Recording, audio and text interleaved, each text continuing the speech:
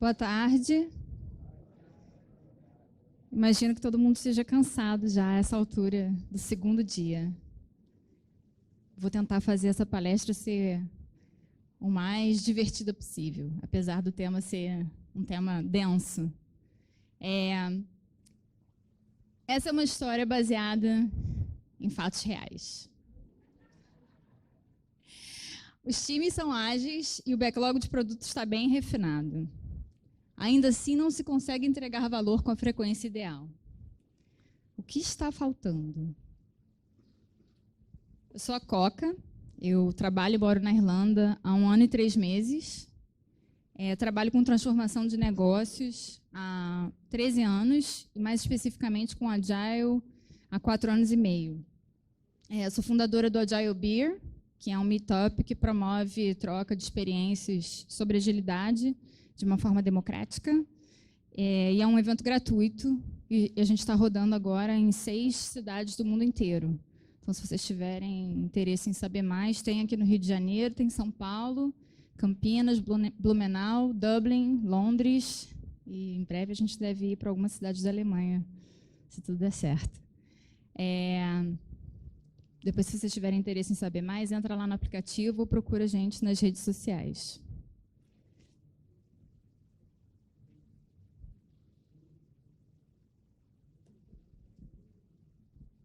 Era uma vez uma Agile Coach muito corajosa que botou a mochila nas costas e foi para uma terra bem distante daqui, a mais ou menos 9.200 quilômetros de distância. Era uma terra muito verde, com montanhas, mares, um lugar lindo, também conhecido como Ilha Esmeralda. Sua missão era transformar uma organização de entretenimento para que essa organização conseguisse entregar seus produtos para o mercado de uma forma mais rápida, porque assim ela conseguiria ficar mais competitiva, ter mais clientes e fazer mais dinheiro. Essa Agile Coach não trabalhava sozinha. Ela fazia parte de um time de outros Agile Coaches que se apoiavam, se ajudavam e estavam sempre trabalhando juntos, tentando desvendar esse mistério de por que é que a gente não consegue entregar valor. Isso aí é o que parecia essa empresa quando esses Agile Coaches chegaram. Um grande quebra-cabeça todo desmontado, cheio de pecinhas para todos os lados. E eles trabalharam muito duro, tentando entender, primeiro, todos os processos, como é que estava tudo organizado, que área fazia o quê, de onde saía uma coisa e para onde ia, e se voltava, como é que era esse fluxo. E, claro, eles perceberam algumas disfunções, de modo geral, e eles trabalharam muito duro para corrigir e para influenciar essas disfunções. Alguma das coisas que eles trabalharam logo de cara foi mapear o fluxo de upstream, que é toda a parte de ideia, de geração de produto, e o fluxo de downstream, que é onde o desenvolvimento realmente acontece e vai para frente do cliente. Nessa empresa, isso era muito descasado.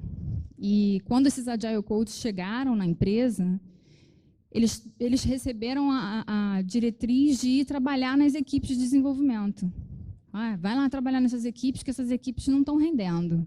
Vai lá dar treinamento para eles, ver o que é que não está funcionando lá, porque o problema está lá. E a gente descobriu que não, que as equipes de desenvolvimento, na verdade, elas estavam apresentando sintomas de disfunções que estavam acontecendo mais alto no processo. Eu vou até desenhar aqui, para poder ajudar vocês a entenderem o que estava acontecendo. Então, aqui a gente tinha o upstream, e aqui a parte do processo downstream. E a gente queria entender como é que a gente fazia esse caso funcionar. Então, por exemplo, as equipes inicialmente não estavam entregando valor. Por quê? A gente começou a explorar isso e a gente viu que as histórias não estavam bem escritas. E aí eles estavam ficando muito tempo parados, ou com histórias muito grandes, ou até histórias que, na verdade, não estavam entregando valor. Elas faziam uma cascata. Então, para eu poder entregar valor, eu tinha que fazer uma história primeiro, depois outra história, depois outra história, depois outra história, e só no final de várias histórias eu conseguia entregar valor. Então, eles começaram a olhar para isso e a influenciar todo esse processo. Desde a geração da ideia até os times de desenvolvimento, passando pelo comitê de aprovação das ideias, passando por gerenciamento de portfólio. A empresa tinha centenas de projetos in progress, abertos, rodando, e as equipes estavam sendo massacradas com várias coisas, tentando fazer vários projetos ao mesmo tempo. Então, eles deram uma corrigida nesse fluxo, melhorou bastante, e aí depois eles foram, de fato, trabalhar com as equipes. Nessa empresa, a maioria dos times optou por trabalhar com Scrum, com iterações de 2 semanas, ou com Kanban. E aí esses Agile Coaches foram lá e retreinaram essas equipes, fizeram todo um rebaseline dos times, de conhecimento, de conceito. E aí foram olhar de novo os números. E aí, a gente está conseguindo entregar? Como é que estão as nossas métricas? E não tinha evolução. A evolução era muito pequena para todo o esforço que estava sendo investido nisso. E aí eles resolveram aplicar um desses modelos de avaliação, um desses assessments de equipe, para tentar ver se eles encontravam alguma coisa dentro desses assessments. E, curiosamente, os resultados não foram ruins dos assessments. Os resultados mostravam que as equipes estavam bastante maduras, rodando bem as práticas. Então, o que mais poderia estar acontecendo? Essa é a cara dos Agile Coaches, tentando entender o que está faltando, onde a gente está falhando, né? O que mais que a gente tem que olhar? E aí uma coisa que a gente aprendeu nessa jornada é, se tudo parece bem, mas você ainda não está chegando aonde você quer chegar, olhe outra vez. E foi aí que a gente começou a refazer todo o caminho que a gente fez no momento que a gente chegou lá. E agora eu vou contar para vocês algumas das lições que a gente aprendeu e alguns dos buracos que a gente encontrou que precisavam ser corrigidos antes que a gente conseguisse entregar valor para o mercado de forma mais rápida.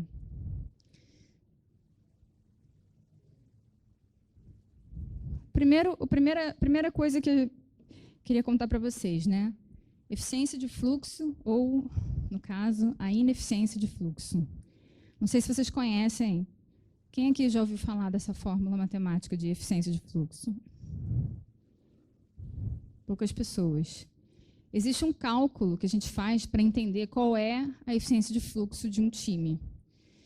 E esse cálculo basicamente consiste em o tempo em que o time efetivamente trabalhou na história, que eles estavam com a mão na história, executando aquela história, desenvolvendo aquela história, dividido pelo tempo total que aquela história levou dentro do fluxo. E aí você aplica a proporção, e aí você descobre qual é o percentual de eficiência de fluxo que você tem. E para esse time, para essa empresa, a média de eficiência de fluxo era de 14%.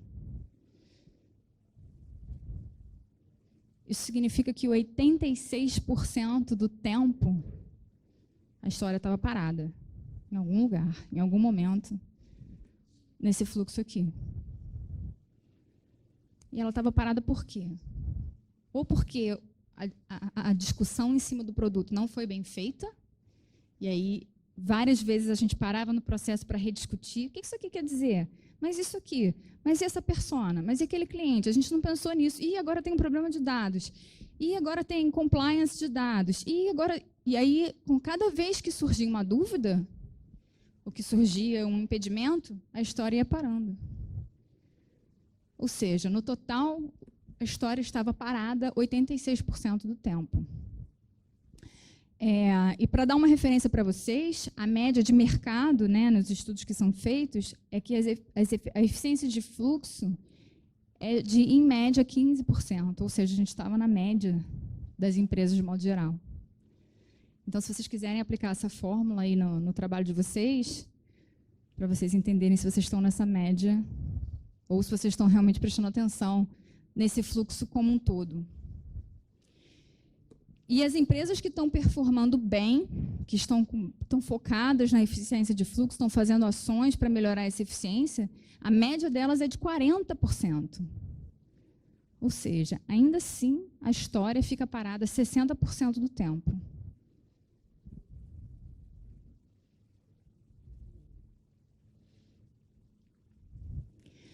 Trabalho não planejado e falta de foco. Engraçado que a gente falou que o backlog estava bem refinado, priorizado, mas o time estava sendo interrompido o tempo todo. Os times estavam sendo interrompidos o tempo todo. Toda hora alguém da área de negócio ia lá nos times de desenvolvimento falar: você pode fazer isso aqui para mim? É rapidinho, meia horinha. Ah, só isso aqui, rapidinho. Faz aqui para mim, meia horinha, meia horinha. E aí a gente percebeu, a gente começou a mapear isso de uma forma bem simples. A gente pediu para os times colocarem um post-it na parede toda vez que eles fossem interrompidos. E colocar o dia e a hora que aquela interrupção aconteceu. Que o dia e a hora que a interrupção abriu e o dia e a hora que a interrupção fechou. Só para a gente poder ter uma ideia. A gente descobriu que essas interrupções de meia horinha, elas, na verdade, levavam, em média, um dia. Porque meia horinha era o que era necessário para o desenvolvedor alterar o código. Mas é só isso que precisa fazer? Não. Ele precisa testar, ele precisa integrar, ele precisa documentar, ele precisa subir para um outro lugar que vai passar para a produção. Ele precisa avisar o usuário vai falar: ah, obrigada, valeu. Ou não era isso, volta. Então, uma coisa de meia horinha, rapidinho, virava um dia. E aí, se você pensar que tinha equipe trabalhando em just-in-time, com Kanban, ou com interações de 2 semanas com Scrum, e eles estavam tendo várias meia horinhas que viravam um dia, a iteração deles estava indo para o saco. Não estava rolando. Eles estavam sendo muito interrompidos, com trabalho não planejado.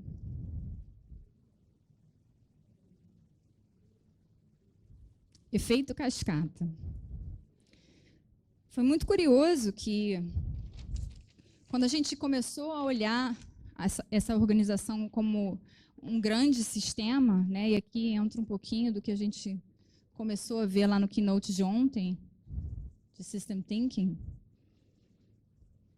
a gente deu um passinho para trás e começou a olhar de novo upstream e downstream. Só que a gente começou a olhar por um outro viés. A gente começou a realmente prestar atenção em uma história. Vamos traquear essa uma história, vamos ver o que está acontecendo com ela. E aí a gente descobriu que, para um pedaço de trabalho... Vou mudar de caneta. Que, para um pedaço de trabalho... Piorou, né? O clima. Que, para um pedaço de trabalho sair do do e chegar no done, primeiro ele vinha para o backlog de uma equipe. Aqui. Essa é a equipe, as cabecinhas. E aí ele era priorizado. E aí, se ele estivesse no alto da prioridade, ele entrava no sprint, a equipe desenvolvia ele. E aí, quando ele chegava no done, na verdade, ele não estava done. Ele estava pronto para passar para outra equipe. E aí, ele não entrava direto no fluxo da outra equipe. Ele ia para o backlog da outra equipe. E aí, quando essa equipe dizia que estava done, ela ia... Gente, isso é verdade. Ela ia para o backlog de outra equipe. Eram 5 equipes. Uma delas era uma terceirizada, que provia um feed de dados, que precisava ser integrado no código. Acho que sim, peraí.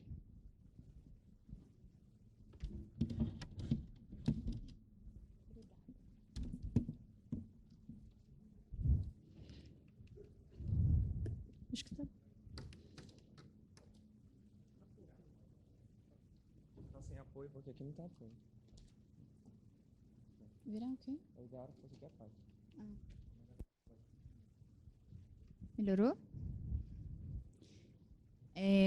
Então, um pedaço de trabalho, uma simples história, ela estava passando por 5 equipes e uma terceirizada. E a gente continuou observando o que estava acontecendo aqui. E aí a gente descobriu que o Product Owner participava de 5 stand-ups por dia. Porque os times eram ágeis, eles rodavam o Scrum, eles estavam rodando bem, eles faziam bem as práticas, o assessment tinha dito isso. Só que o PO, ele estava indo nas 5 deles, tentando coordenar, tentando dizer para todo mundo qual que era a prioridade, tentando sincronizar toda a dependência dessa uma historinha aqui, que tinha que passar por tudo isso. E sabe o que acontecia? O PO ia aqui, estava tudo alinhado. Ele ia aqui, tudo alinhado. Chegava aqui e descobria uma coisa nova. Ou alguém tinha uma pergunta que mudava tudo. E aí ele tinha que voltar e avisar para todo mundo, e mudou. E nisso as pessoas aqui já tinham começado a trabalhar. E ele estava ficando doido. Além disso, o terceirizado aqui trabalhava com uma ferramenta onde o backlog era priorizado. E todas essas outras equipes aqui trabalhavam com uma outra ferramenta.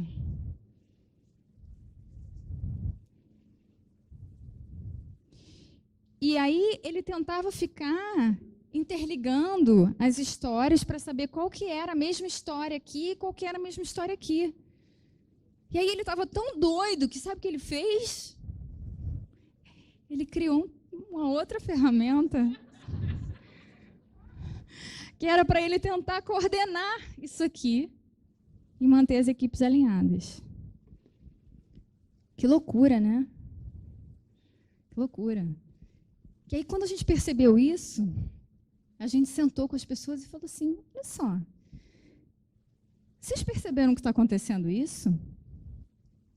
Ah, sim, claro, mas aqui é assim que funciona.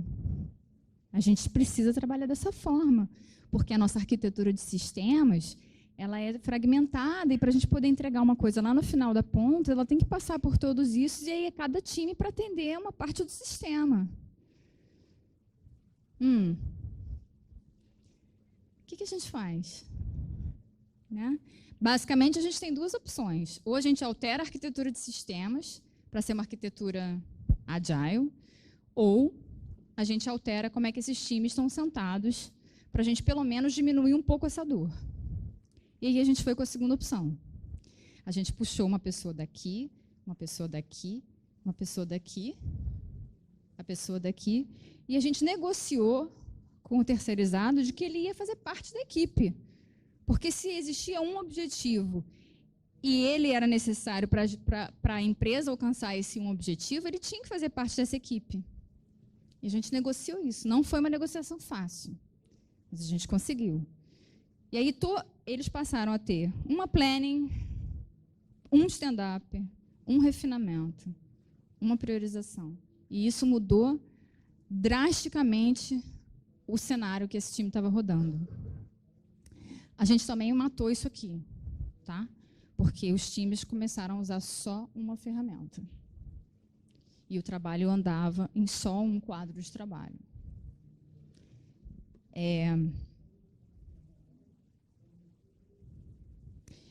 Esse time, esse grupo da empresa, eles estavam sem fazer nenhum release, eles estavam com um produto atrasado há 1 ano, e eles estavam sem fazer nenhum release há 4 meses. Depois que a gente remontou essa estrutura e botou eles para trabalharem juntos nesse novo formato, a gente fez 3 releases em 2 semanas. Não é tão bonito assim, porque esses 3 releases em 2 semanas falharam em 100% das vezes. Ou seja, toda vez que a gente passou o código para produção, desses 3 releases, a gente quebrou a produção. E aí a gente foi trabalhar no próximo passo, que era a qualidade. Por que a gente está quebrando a produção? O que está acontecendo? Será que a gente não está fazendo teste suficiente? Será que a gente não está integrando o suficiente? O que a gente precisa fazer agora para não quebrar mais produção quando a gente fizer uma passagem de código?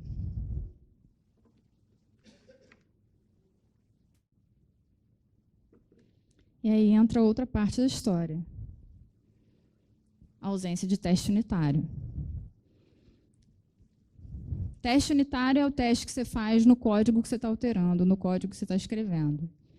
E essa empresa tinha cultura de não fazer teste unitário. Eles não faziam teste unitário. Porque eles diziam que eles não tinham tempo. A gente não tem tempo, Coca. Olha o nosso backlog. A gente tem um monte de coisa para fazer. Deixa aqui QA. Pega erro se tiver. Eles vão testar. A gente não faz teste unitário. Só que isso é muito míope, né? É muito comum e é muito míope. Porque se você não está fazendo teste unitário, na verdade você não está se comprometendo com a qualidade do que você está gerando. E se você não está se comprometendo com a qualidade que você está gerando, você está colocando isso lá no QA. E essa empresa, assim como muitas outras empresas, ela tinha uma quantidade de desenvolvedores enorme.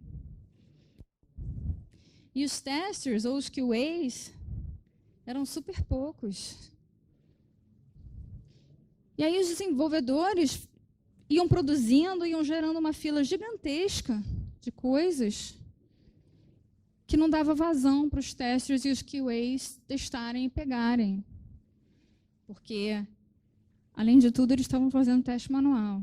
Eu vou falar sobre isso no próximo slide. Eles não davam vazão.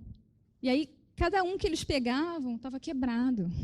E aí eles voltavam para o desenvolvedor e falavam: desenvolvedor, isso aqui não está funcionando. Ah, é que eu esqueci de fazer um negócio. Espera aí, vou fazer rapidinho. E aí ele ia lá, mudava. Pronto, agora testa aí. Devolvia. Só que aí o cara já tinha pegado outra coisa. E aí essa uma coisa que ele tinha pegado ia lá para o final da fila. Lembra lá da matemática de eficiência de fluxo? A história vivia parada. Não andava.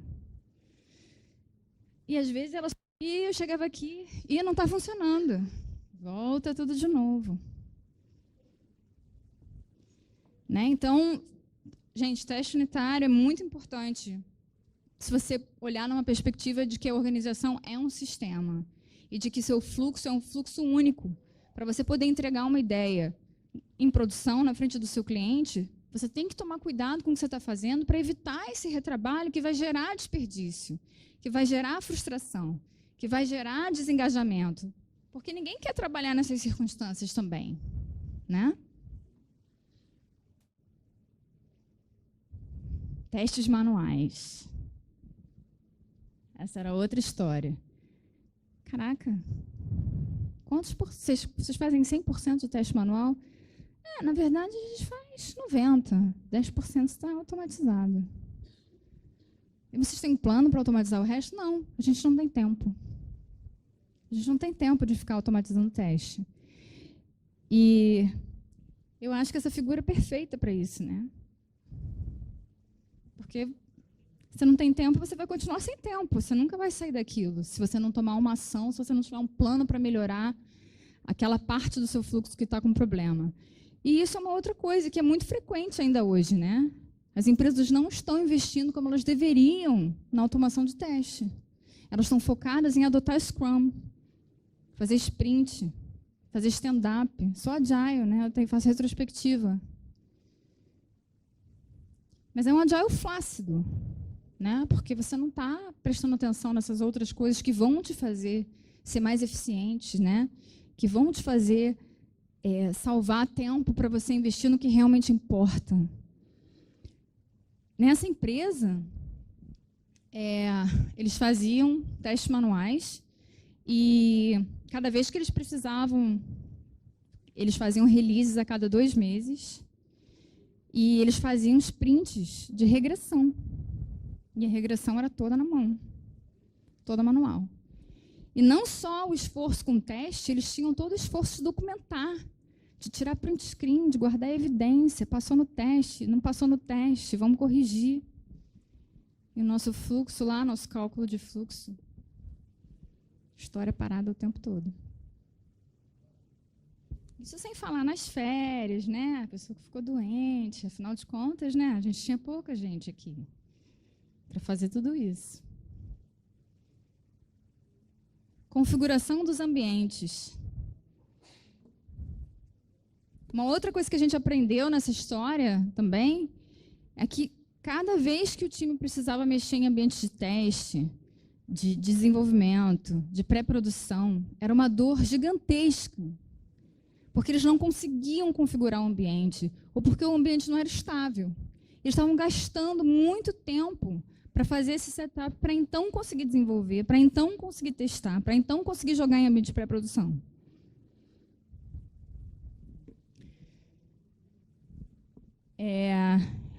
E assim, na minha visão, esses ambientes de desenvolvimento, teste, pré-produção, eles têm que ser tratados como ambientes de produção, porque eles vão dar eficiência para vocês, eles vão evitar esse desperdício todo no fluxo, essas histórias paradas o tempo todo, porque a pessoa está lá tentando hard code, configuração, propriedade ambiente.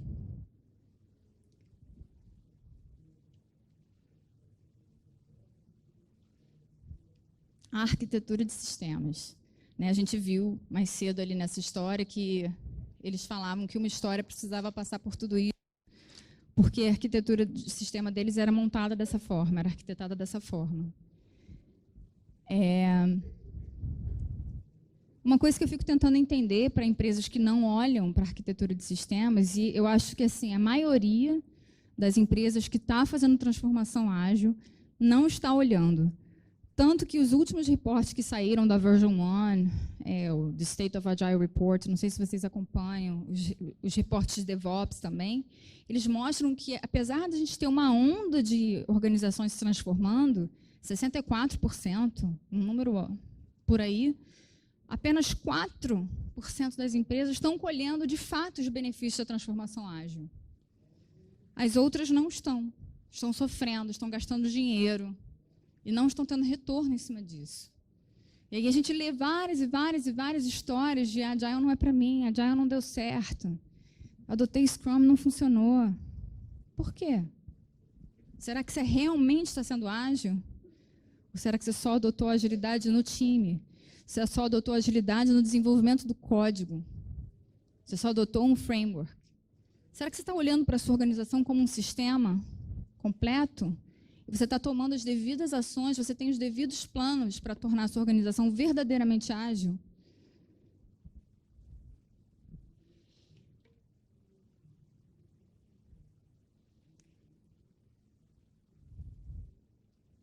As transformações organizacionais geralmente falham por não ou má identificação da causa raiz.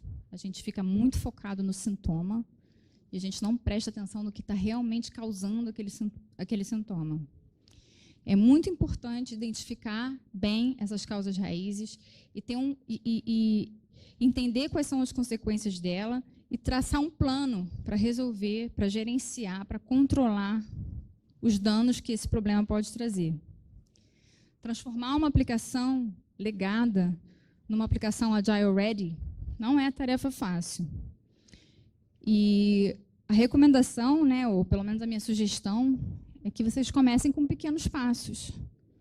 Baby steps. Cada pequena mudança que vocês fizerem, cada pequena melhoria que vocês fizerem, vão colocar as equipes e a empresa num outro lugar. E isso tem que ser um fluxo constante para vocês realmente colherem os benefícios.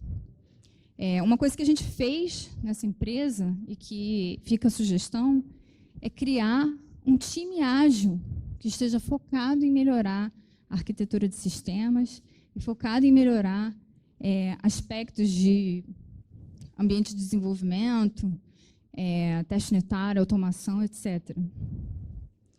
Usem os próprios stakeholders, os próprios desenvolvedores, os próprios testers, como aqueles que vão prover input e priorizar esse backlog de melhorias. Eles, melhor que ninguém, vão te dizer o que a gente precisa resolver primeiro, para a gente ter mais valor. E priorizando, né, por maior valor, né, maiores melhorias versus menor custo, vocês vão ganhar uma atração rápida e o retorno sobre esse investimento desse time ágil, e qualquer investimento de tecnologia que você fizer, ele vai se reverter em você entregar um produto melhor para o mercado mais rápido. E isso vai te dar, como empresa, vantagem comparativa nessa quarta revolução industrial, né, onde está todo mundo mudando, está todo mundo se transformando. Peter Drucker tem aquela célebre frase, né? Culture eats strategy for breakfast. E eu modificaria, ou eu acrescentaria essa frase, que culture eats strategy for breakfast. Mas a estrutura, né, a forma como você se organiza, o seu design da empresa, come o seu ways of working para o jantar. Ou seja, de nada adianta você ter times ágeis, times rodando Scrum, Kanban, etc., se você não está olhando para o seu design. Porque se você não está olhando para isso, você não consegue ter uma estratégia de melhoria.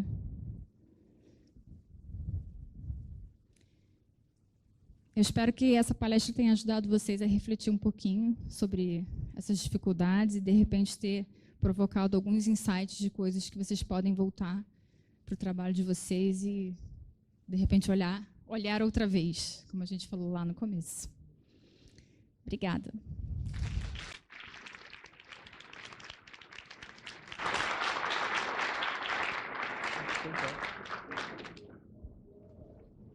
Perguntas?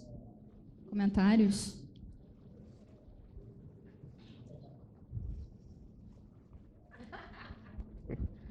Olá, tudo bem? Tudo bem. Não, bem interessante esse tópico. A única dúvida que eu tenho, pelo menos eu na minha experiência, que você até sabe que trabalhava comigo, para você conseguir fazer essas mudanças, como você está falando, é mudança de cultura, mudança estrutural, mudança que requer, digamos assim, apoio do C-level. E eu, pelo menos na minha experiência, mesmo trabalhando com Agile Coaching e tal, tentando fazer o que você está falando, times ágeis, adotando, etc., é muito difícil, ainda tem uma distância muito grande. Você, na sua experiência, nesse case, estou imaginando que você tenha conseguido apoio executivo para poder fazer isso tudo acontecer, rodar o System Thinking, rodar essa mudança cultural. Eu queria só, de repente, você falasse um pouquinho como é que foi essa trajetória com... É uma ótima pergunta. E trabalhar com gerência e com executivo é realmente um desafio. E isso aqui também foi um desafio. A forma como a gente fez, primeiro, a gente mediu. Então, a gente tinha dados, a gente tinha fatos para apresentar. Não era mais eu acho. A gente fez uma relação causal, né? Causa e consequência. Olha aqui o seu fluxo de eficiência, olha aqui o seu time to market, olha aqui por que você está perdendo share no mercado. E essa ideia de juntar as pessoas num único time, isso foi algo que levou meses para acontecer. A gente identificou esse problema e a gente ficou meses trabalhando no convencimento da gerência para eles liberarem isso aqui de acontecer. E a gente só conseguiu a liberação porque a gente mudou o nosso discurso e a gente começou a falar assim, não, a gente só queria fazer um experimento, tipo, 2 semanas. A gente pode fazer isso 2 semaninhas? O teu projeto já está atrasado há 1 ano. A gente fazer isso 2 semaninhas, né? Tipo... E aí, com essa abordagem, de se a gente só tentar isso aqui, um time box, se não der certo, a gente promete que a gente volta para o anterior. Só que deu certo. A gente fez tudo para dar certo também, porque a gente não só formou essa equipe, mas a gente levou ela para uma sala diferente, que a gente queria dar um senso de que a gente estava rodando um hackathon. A gente queria mudar um pouco essa vibe também. A gente queria que é uma maratona de hacking, de desenvolvimento. A gente queria dar essa ideia, que tem um ambiente mais descontraído, as pessoas sentadas em volta da mesma mesa, trocando ideia. para justamente a gente poder viver outros valores, né, como comunicação. Mas foi assim, não foi fácil. Primeiro, obrigado. Uma pergunta do tipo do ovo da galinha. Se a gente não vai para o ágil, a gente não discute profundamente a importância dos testes automatizados. E se a gente está lá sem teste automatizado, tende a não dar certo. E aí, qual o caminho para equilibrar esses dois? Começa e incentiva essa iniciativa de teste para que ela vá se fazendo, ou a gente deveria primeiro colocar uma estrutura, porque isso não é simples, né, de se implantar, principalmente em empresas onde você tem RPs muito grandes. Fazer tudo isso demanda um projeto grande para você colocar. Então, o que você acha que seria a melhor estratégia? A forma como a gente faz é na fatia de valor mesmo. Então, a gente fala, a gente quer entregar esse produto mais rápido para o mercado. Vamos começar por aqui. E aí, o que a gente precisa para entregar esse produto mais rápido para o mercado? A gente precisa melhorar a forma como as equipes são organizadas, a gente precisa refinar o backlog, a gente precisa escolher um framework, vamos usar Scrum, vamos usar Kanban, vamos usar Less. A gente vai precisar automatizar teste. E aí, a ideia não é que tudo pare para você ficar só automatizando o teste antes de vocês estarem prontos, mas que exista um plano de automatização. Tipo assim, vocês podem até fazer no modelo OKR, né, Objective Key Results. Eu quero estar com testes automatizados, uma cobertura de tantos % em tanto tempo. E aí mover as pessoas, dar para elas esse objetivo. E dar tempo também. Só que para você dar tempo para as pessoas, você precisa gerenciar o seu upstream. Você não pode ficar aprovando projeto, um monte de projeto, e pedindo para as equipes desenvolverem, porque aí vira go horse. Então, você tem meio que um combinado de tudo, né? Você tem que primeiro entender, tá, qual é o meu objetivo enquanto empresa? O que eu quero entregar? Eu quero entregar isso e isso. Então, vamos parar isso aqui tudo por enquanto. Vamos focar nisso aqui. Para a gente conseguir entregar isso aqui, o que a gente precisa? E aí, ir trabalhando iterativamente. Eu acho que, na minha opinião, a gente não consegue parar uma empresa até a gente organizar tudo. A gente vai ter que ir fazendo conforme as coisas acontecem. E, Coca, uma dúvida. Isso foi um caso específico, etc., ou era algo sistêmico? A companhia inteira rodava desse jeito? E como você identificou que esse era o caso mais crítico? Existia um caso menos crítico que talvez fosse referência para os outros? Como faz a dinâmica? A empresa estava rodando toda disfuncional, assim. E a gente começou com uma área que, no nosso entendimento, era a área que, se a gente conseguisse fazer uma melhoria nela, a gente ia agilizar o ganho de valor, né? Que era justamente a área que trabalhava com todo o cálculo, que a empresa era uma empresa de apostas. Então, essa área era a área que liberava o código que fazia cálculos de risco nas transações de aposta. Tudo ficava engargalado ali. Então, até numa perspectiva de sistema, a gente entendeu que essa área era importante da gente ir primeiro e resolver primeiro, antes da gente poder ir para as outras. Mas a empresa estava toda disfuncional. Eu tenho uma pergunta, Coca. Houve patrocínio com relação a esse time de arquitetura, né, para eles terem ponderamento, autonomia, para identificar aquele backlog, ou vinha top-down, né? Alguém falava assim, não, é esse backlog aqui que tem que ser a nível de arquitetura, que você disse que houve a melhoria. Você diz que quando a gente criou um time ágil para cuidar disso. Exatamente, isso. Não. Quando a gente chegou nesse ponto, a empresa e os executivos entenderam que a gente tinha um problema grave e a gente começou a sair desse agile flácido. Então, na verdade, a priorização era feita por toda a empresa. Todo mundo virou stakeholder daquilo, né?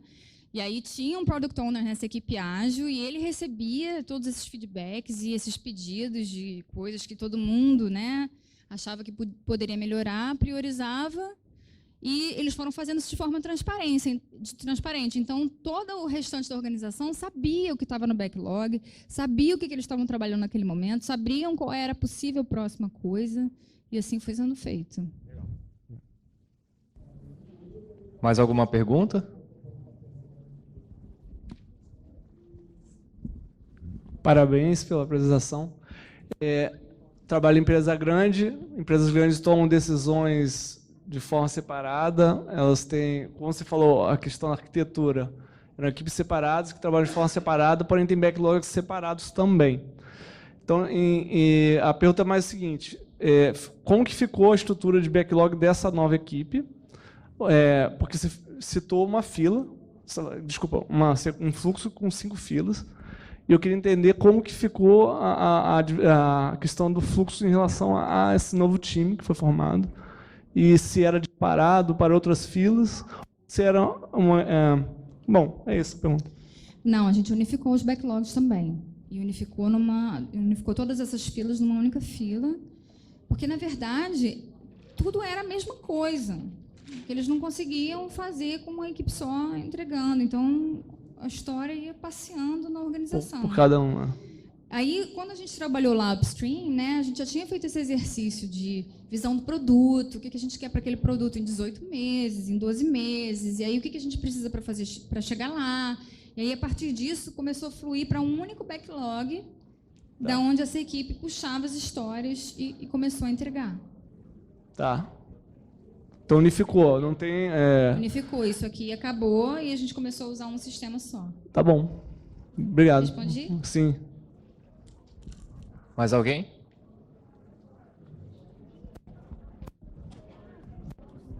Oi. Você chegou a usar alguma ferramenta para poder fazer todo esse levantamento de tempo que ficava de uma squad para outra? Como é que foi feito assim, para juntar todos esses dados, daí mostrar assim, onde estão os gargalos aqui? Isso deu um trabalhão, para falar a verdade. Isso consumiu bastante tempo da nossa equipe, porque eu acho que, de modo geral, essas ferramentas elas não ajudam muito você a puxar esses dados. Mas, basicamente, a gente partiu da premissa que os dados da fonte, né, do sistema onde era feito todo o planning and tracking das histórias, era a nossa source of truth. E aí a gente pediu para o time que fazia Data Analytics para ajudar a gente nessa missão. Então, eles cuidaram da extração desses dados para o Excel, para aí, então, a gente poder gerar fórmulas em cima disso e fazer o cálculo. Mas foi baseado nos dados que estavam aqui, mas os cálculos a gente que fez puxando do Excel. Obrigada. Nada. Mais alguém? Ótima apresentação. Eu tenho uma bagagem boa na área de qualidade, em TI não. Mas eu, olhando esse quadro,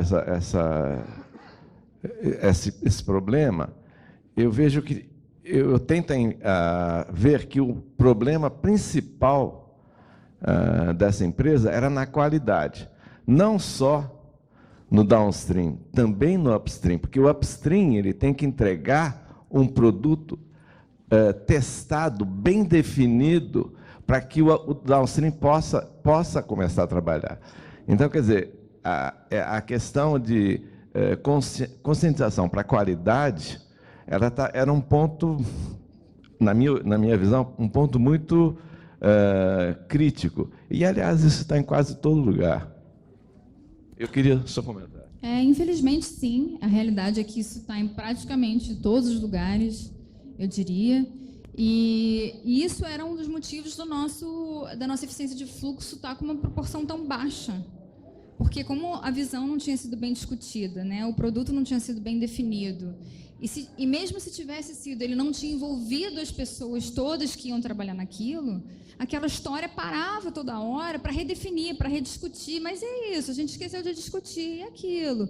Aí, quando finalmente chegava no time de desenvolvimento, o time de desenvolvimento olhava e falava assim, não entendi nada, rebobina, volta tudo. E aí, por isso, a gente estava tanto tempo parado e não fluía. Mais alguém?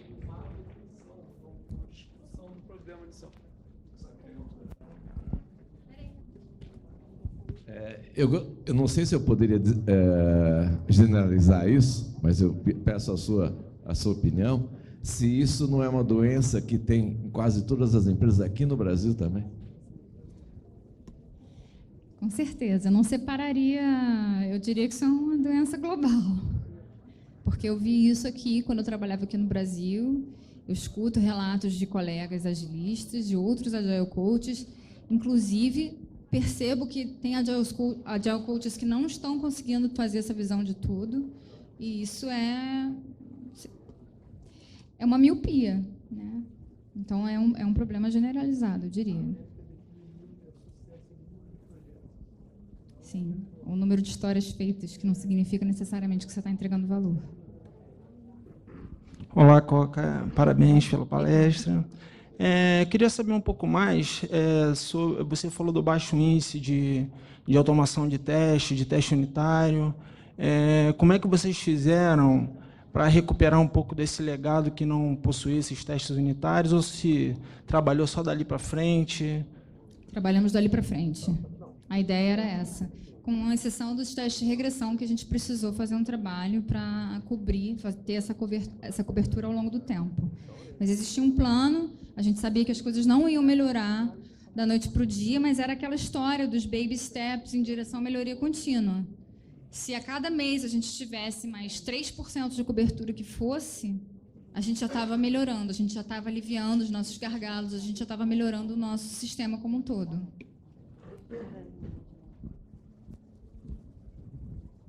Mais alguém?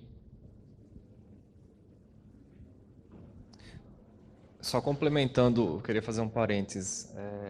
Essa questão do teste, às vezes os times ficam com muito fantasma. Ah, mas eu não tenho nada de teste para trás. Está em produção, está funcionando. Olha para frente.